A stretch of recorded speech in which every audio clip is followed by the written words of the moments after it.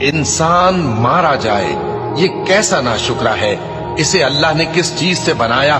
نطفے سے بنایا، پھر اس کا اندازہ مقرر کیا، پھر اس کے لیے رستہ آسان کر دیا، پھر اس کو موت دی سو اسے قبر میں پہنچایا، پھر وہ جب چاہے گا اسے اٹھا کھڑا کرے گا۔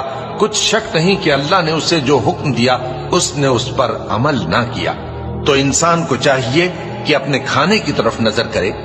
بے شک ہم ہی نے پانی برسایا، پھر ہم ہی نے زمین کو اچھی طرح پھاڑا، پھر ہم ہی نے اس میں اناج اگایا اور انگور اور ترکاری اور زیتون اور کھجوریں اور گھنے گھنے باغ اور میوے اور چارہ، یہ سب کچھ تمہارے اور تمہارے مویشیوں کے لیے بنایا۔ تو جب کانوں کو پھاڑنے والی آواز آئے گی، اس دن آدمی اپنے بھائی سے دور بھاگے گا، اور اپنی ماں اور اپنے باپ سے، اور اپنی بیوی اور اپنے بیٹوں سے بھی۔ ہر شخص اس روز ایک فکر میں ہوگا جو اسے